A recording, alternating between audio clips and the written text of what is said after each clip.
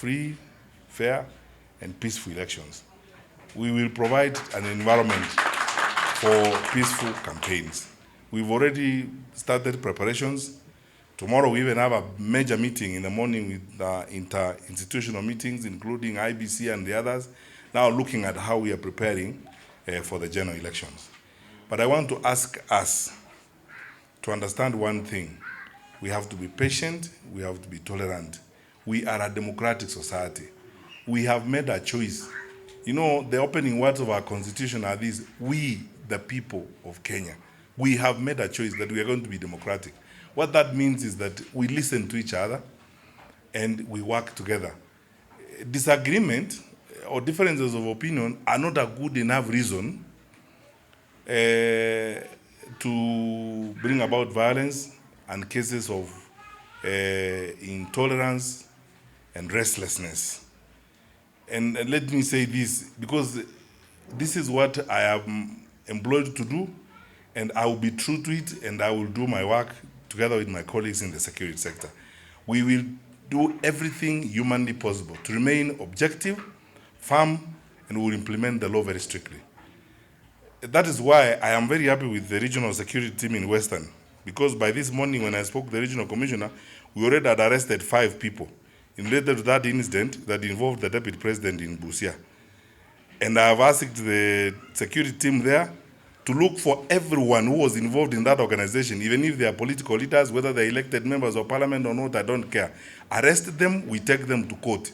No one is allowed to disrupt meetings, and we cannot allow those types of things to happen. Let us debate freely. You know, you don't need the government's permission to go anywhere in Kenya, as long as you are a Kenyan citizen. You don't need our permission to go anywhere. All you need to do is go and visit your friends wherever you are going to, sell your policies, work peacefully with people.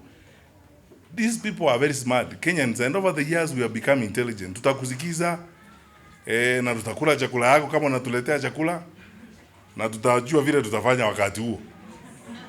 But it should not involve, you know, pushing and shoving and hurting people and stoning others. We can't do that. We know what that has done to our country before when we had those kinds of jokes. We started like that in 2007, and you know where we ended. Safari hii, we will not wait and procrastinate. We will act with speed and firmly on all those things. Our differences of opinion or differences in terms of policy or differences in terms of political affiliation is not a good enough reason to cause instability in the country and, you know, cause problems and so on and so forth. Let's not ask our people, start encouraging our people to live lawless lives. Everyone has an opportunity, has a right granted by the Constitution to move around and propagate their philosophies. If we have differences of opinion, if we have different ideas from theirs, that's fine. That's one thing, but they must be allowed to proceed and do what they have to do. Finally, for the media, and like the one we are launching here today, there is that provision of the law that no minister of security wants to apply, at least in a democratic society. I know that we have the Public Order Act. I don't want to use it. And I pray that God enables me to do my bit and live without invoking it. But you know, I'll also not fail to invoke it if it becomes necessary to do that. Let's not use our, you know, media opportunity to incite people, to propagate ethnic and, you know, negative messages, destructive to the unity and stability of our country. Let us be responsible people in the things that we do.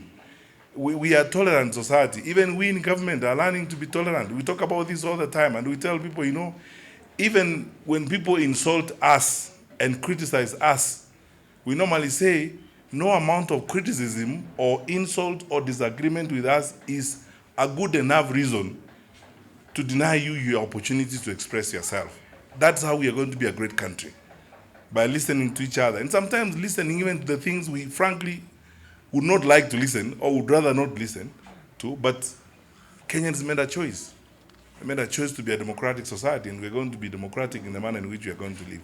So I urge all of us, those community, especially community radio stations, I know there are areas where we have had to issue warnings, the areas where I've had to work with the Communications Authority to caution people that you are headed to the red line. We will be as patient and as tolerant as possible. but you know us. I will go the whole hog. If you break the law, we will shut you down without batting an eyelid. Because you see, if it's in the best interest of the country, we will do it. But I pray that I don't go there. I don't have to get there. The thinking behind Huduma card and Huduma number is precisely that we have one number. Instead of you carrying an ID card, an NHIF card, a passport, a voter's card, all manner of cards. So that everywhere you go, you actually need almost a basket to carry cards before you go somewhere. So we said, besides, we have the data. If you go to the National Registration Bureau, your Kitambulisho data is there. If you go to the Registrar of Births and Deaths, your data is there. What we are doing as government is to bring all those data sets together and integrate them so that they are in one place. With that one number, wherever you go, if you go to hospital, that is the only thing you need to have, that card only. It has your NHIF information. You will not need to go and renew your driver's licenses. That one card alone, you will renew your driver's licenses in any Huduma center across the country. Surely, who doesn't want to go that way? Unataka kubeba card kila mahali? We makaratasi everywhere, some of them getting lost.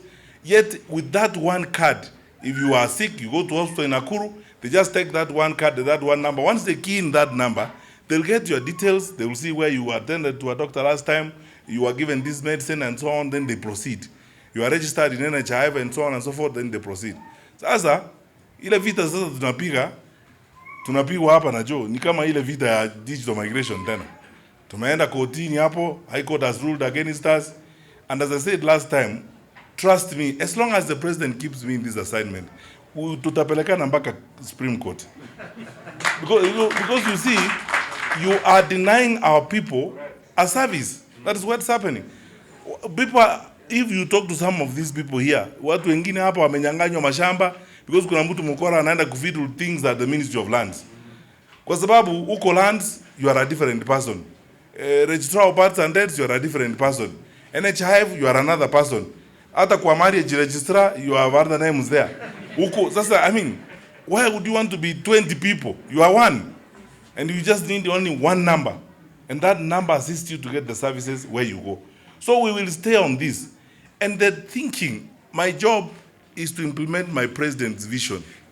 And my president's vision is to ensure that we digitize records and make public services easier for our people.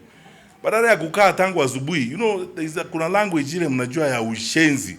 Eti file imepotea, nunulia wazee chai, sijui nini. This is what we are trying to end. So that if you need service, you go to an Huduma center, you give your card. They put it in there, they say, oh, minor commander, they key it in. The number is there, they tell you, okay, what do you want to check today? I lost my driver's license. They don't even give you a driver's license. They just go to the data set for the driver's license, they key in, and they load onto your card. You go away. And the police officers, when they meet you on the road, they have machine readers, where once they put that card inside, they will see whether your driver's license is valid or not valid. Sasa wanataka tuendelee kukaa, na hiyo njia sasa ukipata pale Naivasha, polisi anakuuliza, why is your driver's license? Mbona imezeeka? Tunataka kutoka hiyo maneno. That is the thinking behind Huduma card. And that's why we are fighting for it.